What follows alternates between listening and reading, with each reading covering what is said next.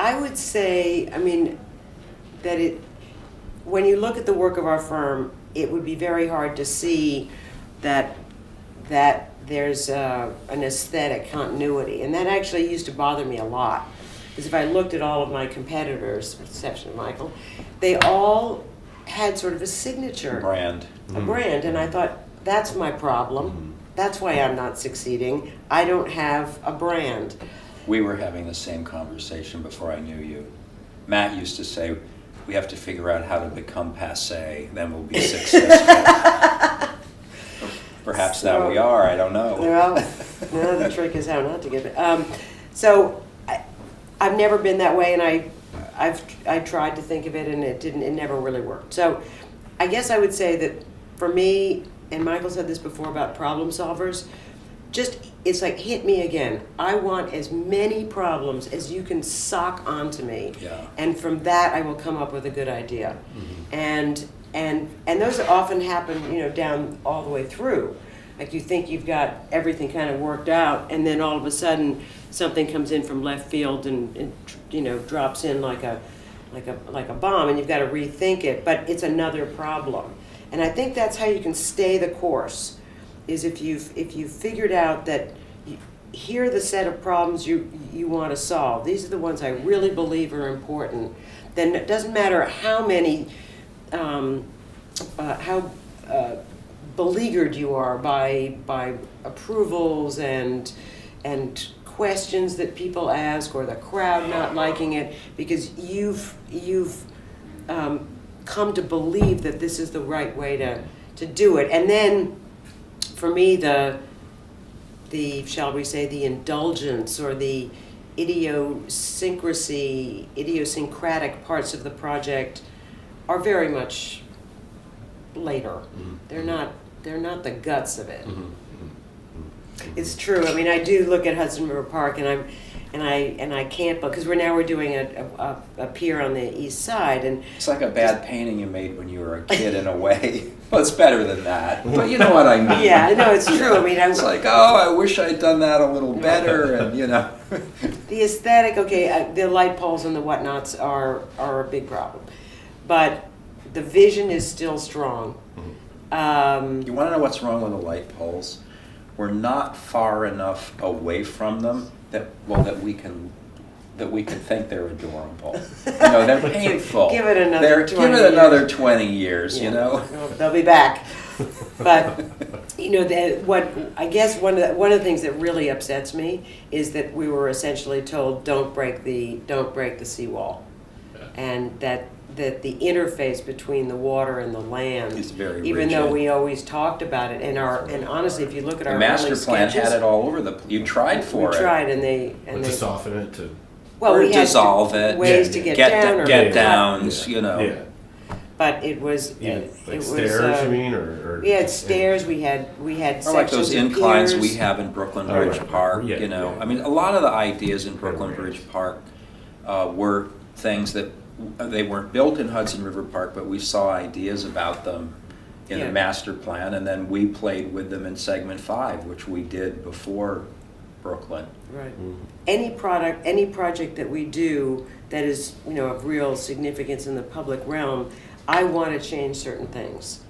And to do that, it may require moving a road, it may require relocating utilities so that we actually get parkland instead of a stupid easement, or breaking down the bulkhead so that we have a marsh or whatever it is. And once I decide what are the things that will really make this a better project, I'm like a bloodhound at that point, and I will take the time, I will lose money, and I won't give up. And I think that, and I definitely have inculcated this in my staff, which is don't take no for an answer. And there's another way around that problem. There's another way that we can approach resolving this disagreement between us and DOT or whatever. And sometimes it involves maybe reallocating funding. So whereas I had really hoped that we could have, gold-plated benches, we can't, because we've got to move the water line if we don't move the water line, we won't get the hill, because you can't put that much weight on top of the water line. So what do we really care about here at the end of the day? You know, the first gold-plated bench or a noise barrier along an entire highway? Well, I guess I know where I come down. So that's, so I do think that we all, for those people who feel that strongly about what the value of the design is, they'll fight for it. Yeah.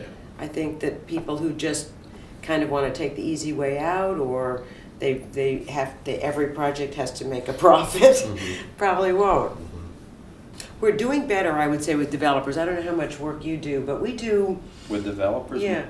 A lot more now than I was 2 years ago. Right, it's like getting to be the fourth leg of our chair here. And the leg of public parks is Yeah. it's a little wobbly. But what's great is that developers are realizing that good design sells, and that environmentally responsible design sells. So once you work for a developer that believes that, because it's been proven to them that they get more per square foot for great indoor air quality or a great view to look out from their window, then we don't have to fight that hard. Yeah. And, you know, like private clients, we also choose our developer clients. Because if they don't believe in us, if they say, you get $50 a square foot, that's ridiculous, forget it. I'm not going there.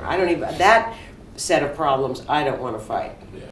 One thing I'm really pleased about, because a lot of people, you know, we could go out to our various waterfront parks and see damage. Right. Or not. But the one thing we really couldn't see Well, there are is... none that didn't get damaged. It's just whether they were demolished or not. Oh, that's true. And what they were demolished by Right.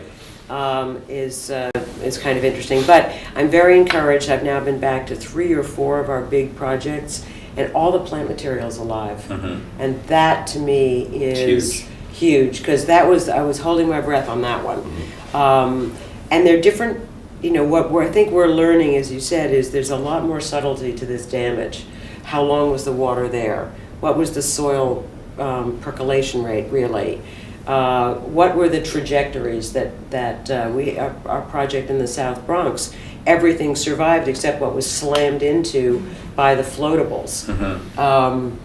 You know, what we discovered is that artificial turf just buckles like a rug. Turf actually did really well. You know, things that, you know, how many bolts does it take to hold down a bench that's getting, you know, wave impact versus... Or how about safe fall surfaces and the floatability of foam? That was a big one. The buoyancy of foam. The buoyancy of foam. If you Yes. ever stand on a boogie board in the ocean, that's basically the reaction of lightweight foam to having 5 feet of seawater over it. Yeah. I'm going up there. I'm going And up. I'm taking everything with me. I'm going up. Yeah, that was a learning curve. But it's I have learned a huge amount, I would say, and some of it through this resiliency project we're doing for the beaches. And just there's some technical lingo that I've understood, like what's an ABFE and what's NAVD 88, and what it has cautioned me about is that a lot of this, because I speak a lot to community groups in the Rockaways in particular, is that people just want one problem and one answer, and people really are unhappy when you start saying, well, actually there's a certain number of shades of gray that have to get understood here, and you've got to peel away and dig a little deeper before we can answer and come up with solutions to these different kinds of problems. And then I think at some point we have to say, and I have not been shy about saying this at all, is that we're not going to make this city flood-proof. Right. And so we have to accept it. How do we accept it gracefully and with a minimal loss of disruption? It's certainly people's lives and property. But we're confronted with situations where I go out to the Rockaways and I try to explain that they're living on a barrier island, and barrier islands are inherently moving geologic formations, and they don't want to hear it. Yeah. They want to know why the city hasn't given them $50 million to put up a seawall. Yeah. I mean, it just, Yeah. and then we're working in Staten Island where people are saying, absolutely, I'll take the buyout. You know, thank you, Governor Cuomo, I'm moving. Had it here. And so it's very, very interesting. But I think that our landscapes can improve our condition. Mm-hmm. I think that it's too easy for people to say, oh, marshland, that'll solve the problem. It won't. It takes 2 miles of marshland to reduce a couple feet of flooding. Mm-hmm. So you can't just put this fringe that you see in these renderings. Irritates me so much. It's my pet peeve of the moment. It's just we'll put a little oyster bed over here and a little fringe of marsh over here, and poof, Manhattan is now flood-proof. Bullshit. It's not. That's not how it happens. It's going to take a lot more thinking.